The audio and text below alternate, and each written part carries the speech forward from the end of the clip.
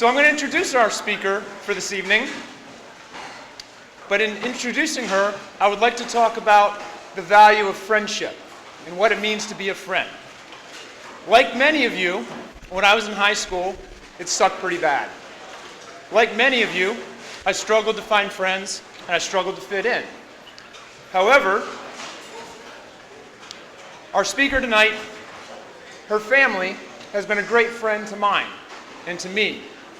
When my family first moved to Huntington, others in the community met my parents and said, hey, this family over here, they've got 2 boys your son's age, and they're pretty fun people to hang out with. Maybe you'd like them.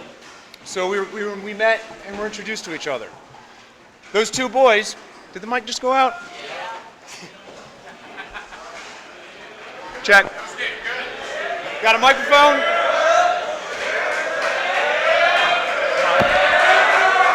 We back up? Nope. I can yell if you want to go in for her. All right, cool, we're back up. I need a taller stand as well. This thing ain't working very well for me. So, anyway, those 2 young men, those 2 boys ended up becoming the best of friends with my brother and myself for many years. And now, years later, they're really my only friend, dang it. Breaking myself back.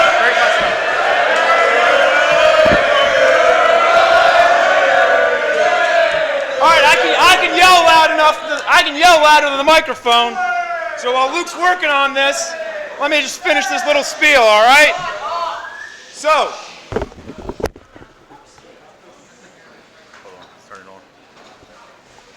All right, we're good, I hope. All right, anyway, so those 2 boys became my best of friends. Their mother was my emergency contact info for elementary school. She was the one that picked me up when my parents couldn't pick me up. She was my Cub Scout leader. We grew up with her. So after a long career as a buffalo farmer, of all things, who knew we had buffalo in West Virginia? Our speaker tonight ran a race against an incumbent, which is difficult to do, and won in a nationally acknowledged campaign to end up becoming the first female from West Virginia in Congress. So please join me in acknowledging and thanking Congresswoman Carol Miller from Huntington.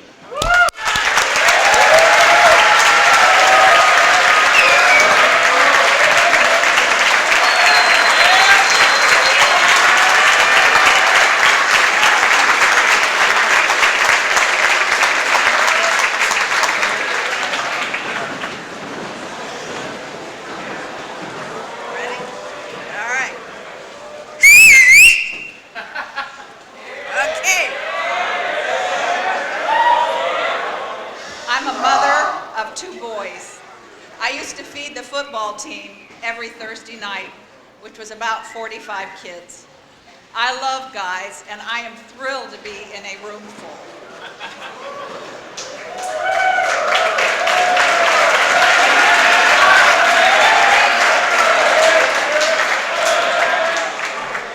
I understand that you all have had I wasn't going to touch it, lots and lots of lectures about how special you are and all the things you need to do.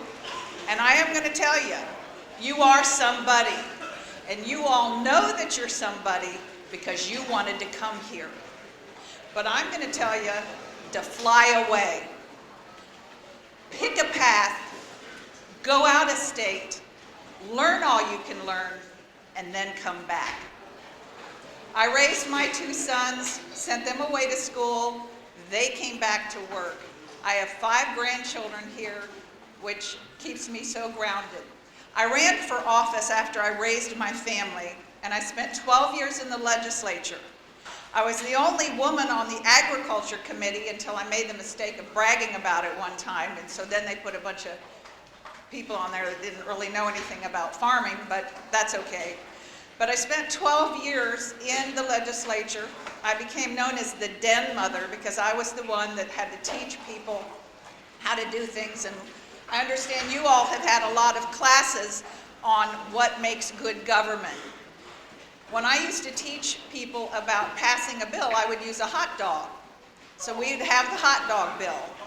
And you would have some constituent call you up and go, I think we need to make the hot dog the food of West Virginia. So of course that had to go through the process of the bill being written, and then the speaker had to make it go to a committee, and the first committee would start, say, we got this bill about a hot dog, and somebody'd raise their hand and go, well, this is West Virginia, and the hot dog isn't a hot dog without slaw. So then they'd have to vote on the slaw before they voted on the hot dog. So of course, if that hot dog costs 25 cents and you're adding slaw to it, then it's 35 cents. So we vote on the slaw, then we vote on the hot dog with slaw, and then we have to send it to the finance committee because it costs money. We get to the finance committee and they go, we got this bill about a hot dog with slaw. What do you all think? One of them raises their hand, well, I want to amend that to add sauce because nowhere in West Virginia do you eat a hot dog that doesn't have sauce on it. So, yeah.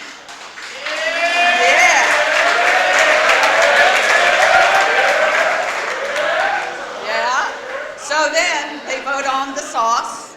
They add another 25 cents to that. So now how much do we have? We have 50 cents added to that hot dog. So then we vote on the hot dog with sauce and slaw.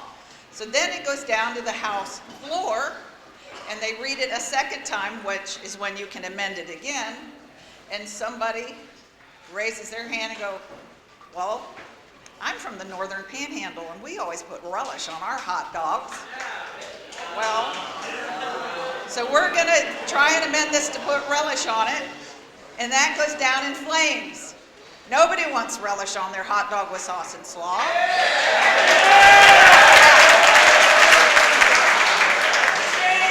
So then the third time it's read, they vote on the hot dog with sauce and slaw, and it passes. Then it goes to the Senate.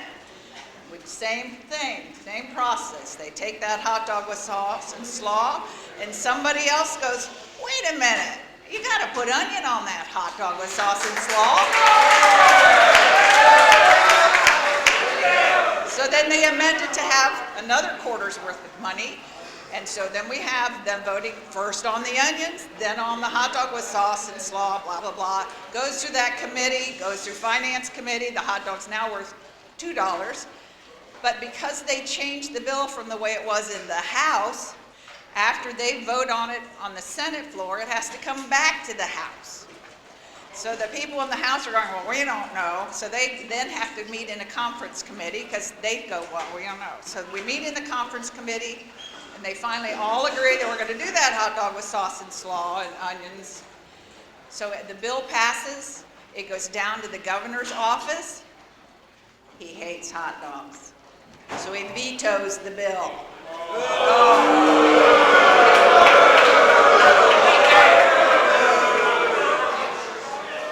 So of course, they bring it back up in the House. They reject his veto and they pass it, and we now have a hot dog.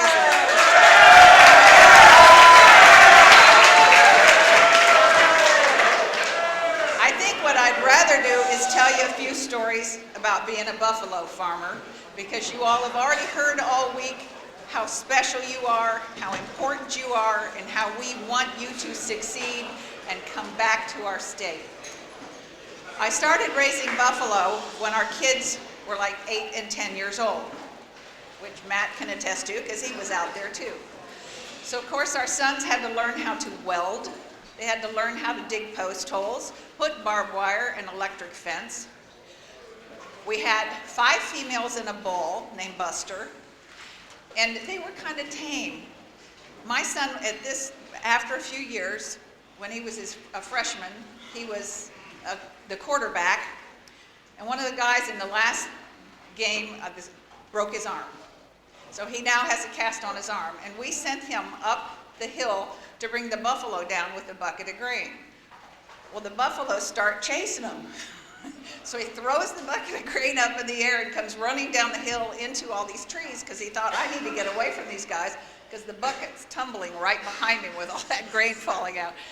And the fact that you see that you sent your child up a hill and all these buffaloes are chasing you does make you wonder what's wrong, Mom. But they left him alone because the bucket went on and they went after the bucket, and he couldn't climb the tree because his right arm was in a cast, so he was really doing a job. When I decided to run for Congress after 12 years in the legislature, I had to get a campaign manager and get people to help me on the campaign.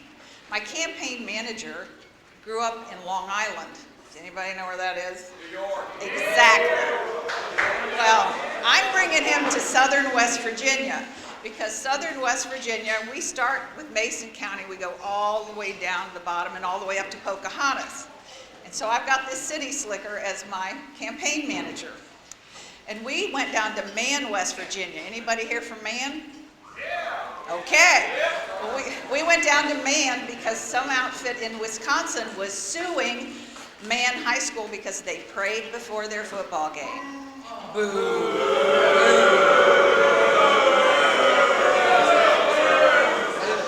So we go down to stand with the families and the kids during the football game because they were going to pray before the game no matter what.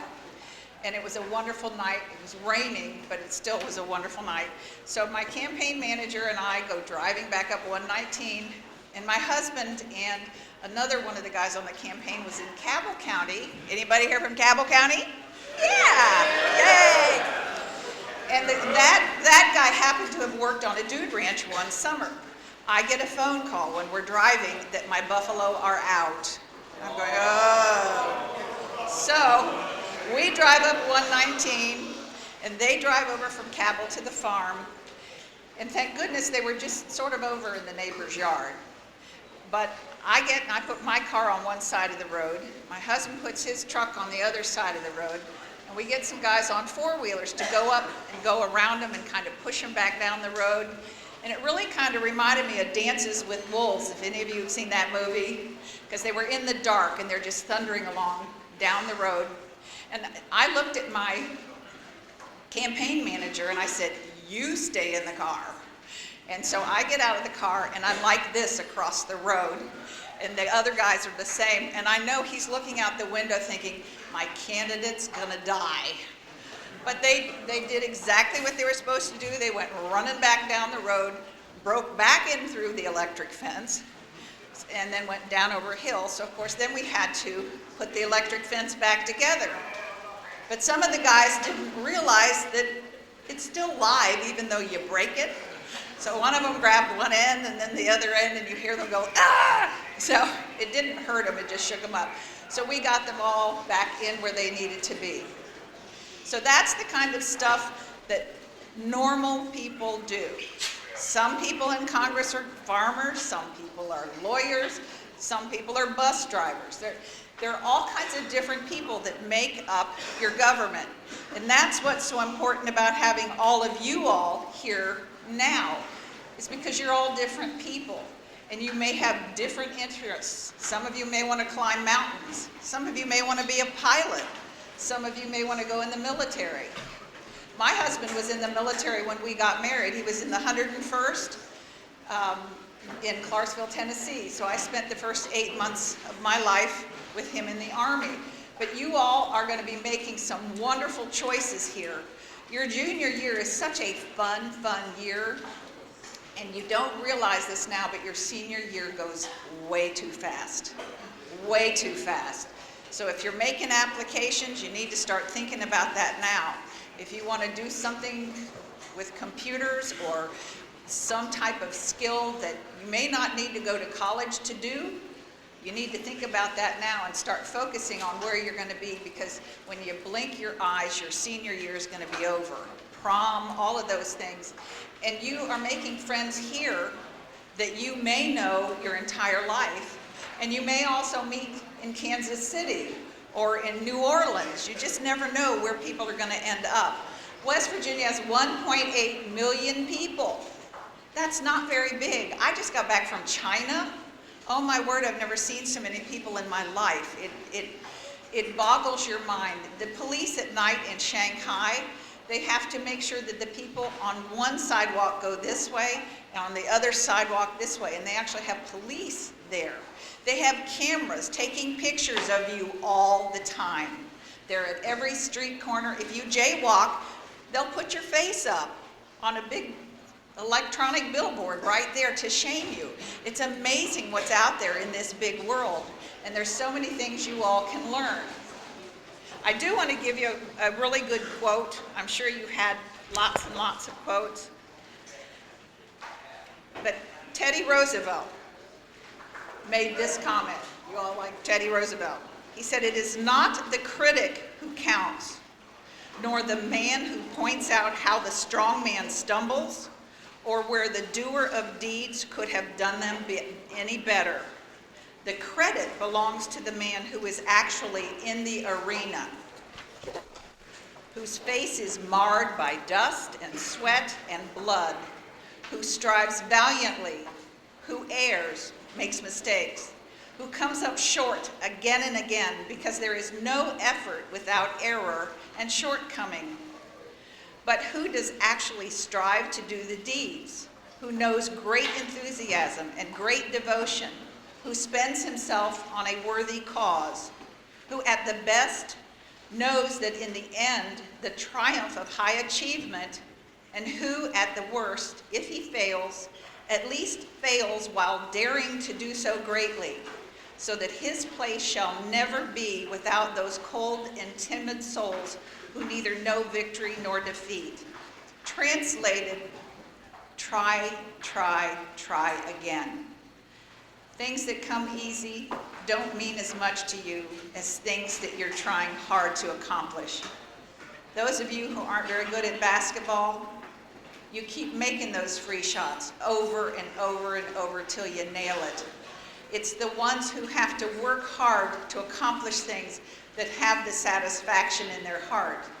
And you all as young men know this because you've already done this, probably for the last 4 or 5 years. You've attempted things, even if it's something as simple as skateboarding, which isn't really simple. But you just need to keep on trying and go out there and do what you can do, because you only come around one time in this world. And I'll tell you, I'm a grandmother, and it's shocking to me how quickly life passes by. I'm in my 60s, and I ran for Congress because I care about our country and I care about our state. So you will reinvent yourself over and over throughout your life.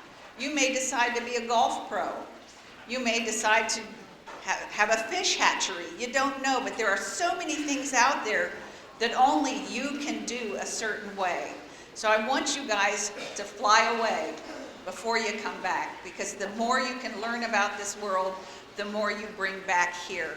I'm really proud of you all for being here. What a great experience. It's so exciting. I can tell how much you love being here. Keep your friends, keep them close, and go out there. Does anybody have any questions about government or buffalo farming or, okay?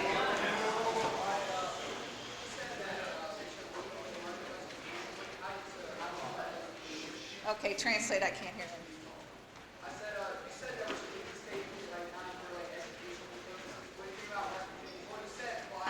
Well, even if you're only flying, say, from Huntington to WVU or Huntington to Lexington or Logan up to Huntington, go out of your nest, go out of your comfort zone.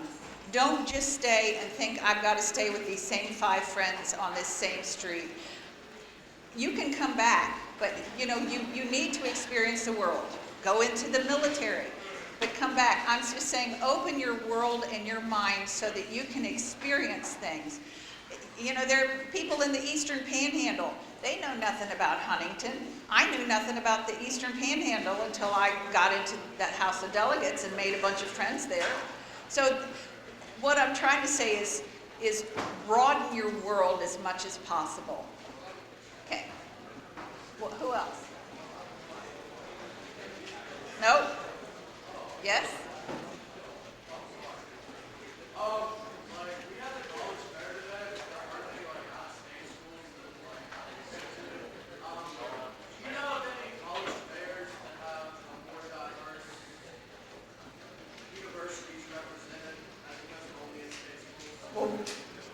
Are you looking for a particular? Well, I've never gone to school in New York. So what do you want to study? You can do that anywhere. If you want to study psychology in New York, go for it. It'll cost you a lot of money. Yeah.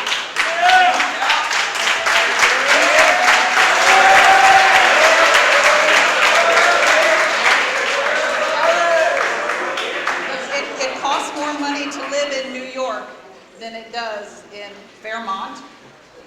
You know, if you want to go there, just be prepared. You might need to get a job. One more, Carol. Okay. One more question. Go ahead. Right back there.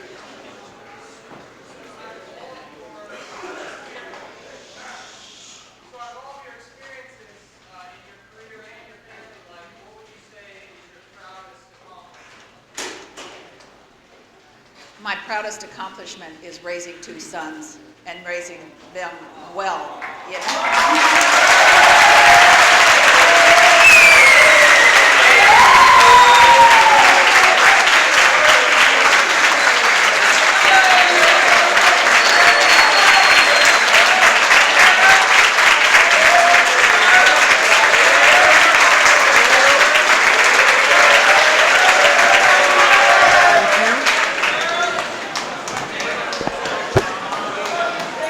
I knew Matt when he wasn't taller than me.